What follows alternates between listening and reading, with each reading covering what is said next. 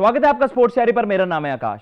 देखिए, आपने स्पोर्ट्स में, क्रिकेट में बहुत सारी कमबैक स्टोरी सुनी होंगी, लेकिन अगर हम बात करें गैरी बैलेंस की, ये थोड़ी सी यूनिक है, थोड़ी सी अलग है।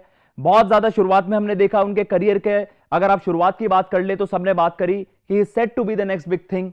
लेकिन उसके बाद जब उनके करियर का डिक्लाइन होता है, उसके बाद काउंटी में अच्छा परफॉर्मेंस के बावजूद एक ऐसी कंट्रोवर्सी हो जाती है जिससे उनके इंग्लिश क्रिकेट टीम में वापसी के वहां पर जो गेट्स हैं वो बंद हो जाते हैं, जो द्वार हैं वो बंद हो जाते हैं। लेकिन उसके बाद अब जब करियर के हम देख रहे हैं कि बिल्कुल एक आखिरी पड़ाव पर, आखिरी पड़ाव भी नहीं कह सकते, केवल अभी 33 साल की उम्र है, लेकिन जहां से मुश्किल लग रहा था इंटरनेशनल क्रिकेट में वापसी करना, अब वो उस टीम से वापसी कर रहे हैं जहां से उनकी शुरुआत हुई थी। देखिए, गैरी बैलेंस की स्टोरी बड़ी यूनिक है, बड़ी अलग है। 2006 में अगर हम बात कर ले, उनके करियर की एक हाईलाइट है जो सबसे पहले उनका नाम हाईलाइट हुआ था कि भाई 2006 में इंग्लैंड की वर्सेस थी, जहां फ्यूचर में वो क्रिकेट खेलने वाले थे। वहां पर उन्होंने अंडर 19 वर्ल्ड कप में जिम्बाब्वे की तरफ से मैच विनिंग परफॉर्मेंस दी थी, with the bat with the ball, Zimbabwe को वहां पर मैच जिताया। उसके बाद केवल 16 साल की उम्र में, सब अगर आप क्रिकेट एक्सपर्ट्स की माने उस समय, तो भाई उस खिलाड़ी को फास्ट ट्रैक किया गया काउंटी क्रिकेट में, और वो होना भी क्यों नहीं था, क्योंकि उनकी परफॉर्मेंस उस तरीके की थी। डर्बीशायर से स्टार्ट करते हैं और फिर उन्हें जब स्पोर्ट्स स्कॉलरशिप मिली थी, उसके बाद हमने देखा डर्बीशायर से उनकी शुरुआत हुई, लेकिन यॉर्कशायर ने उनको फास्ट ट्रैक किया और उनके टैलेंट को पहचाना। यॉर्कशायर की तरफ से जबरदस्त परफॉर्मेंसेस के बाद उनको देखा गया 2013-14 एसेज, जिसमें हम बात करते हैं कि भाई ऑस्ट्रेलिया ने वहां पर डोमिनेट करा था, वहां पर आखिरी मैच में उनको वहां पर डेब्यू मिलता है, वहां पे मौका मिलता है, और भाई उसके बाद there was no looking back.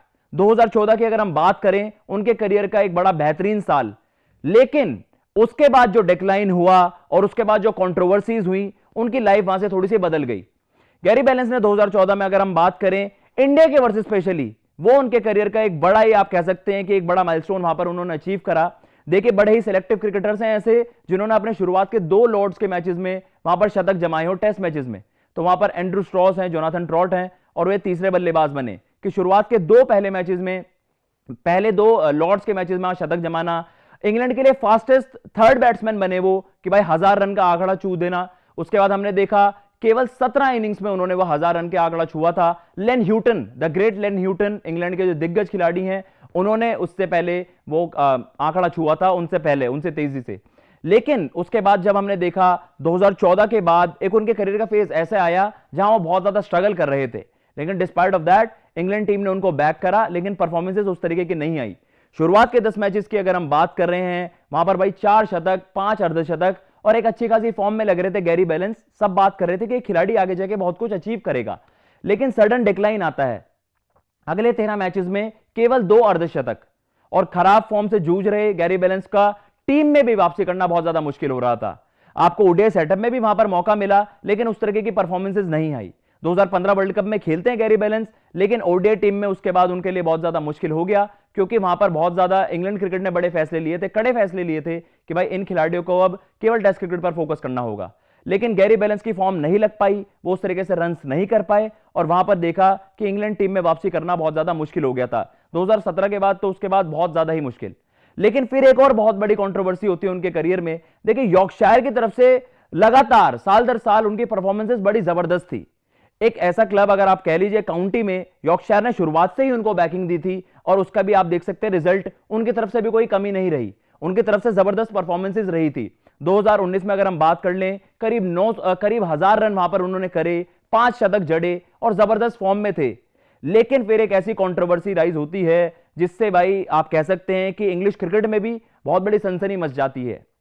अजीम रफीक अगर हम बात कर लें, आप सबको याद होगा जो रेसिज्म स्कैंडल था, उसमें गैरी बैलेंस का नाम आया था, और उसमें यह सामने उभर के आया कि भाई वो जो आप कह सकते हैं कि उन पे जो सवाल थे, उसके बाद वो आते भी हैं पब्लिकली, अपोलोजाइज भी करते हैं, लेकिन एक दाग उनके करियर पर लग गया। उसके बाद देखा कि भाई यॉर्कशायर की तरफ से चाहे आप खेल लीजिए, लेकिन एक होता है ना कि एक आपके ऊपर स्पॉट लग जाता है, तो उसके बाद वापसी करना बहुत ज्यादा मुश्किल हो जाता है। उसके बाद हमने देखा कि यॉर्कशायर क्रिकेट से वो करार तोड़ते हैं, और रिसेंटली हमने देखा एक ऐसी डेवलपमेंट आई कि भाई अब वो जिम्बाब्वे क्रिकेट से उनका करार हो गया है 2 साल के लिए अगले, कि भाई वो जिम्बाब्वे के लिए डोमेस्टिक और इंटरनेशनल क्रिकेट खेलेंगे।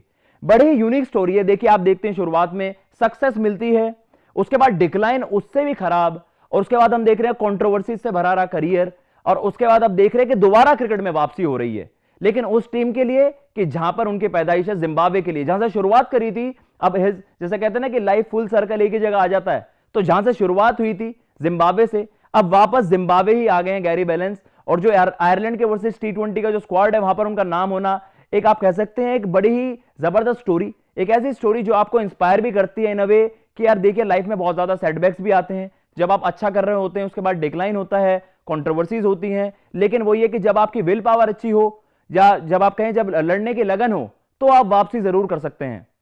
फिलहाल गैरी बैलेंस की जो स्टोरी थी ये आपको कैसी लगी जरूर कमेंट बॉक्स में बताइएगा, और अगर आपको कुछ भी प्रतिक्रिया देनी है वो कमेंट बॉक्स में आप लिख सकते हैं। फिलहाल मैं लेता हूं इजाजत। जय हिंद, जय भारत।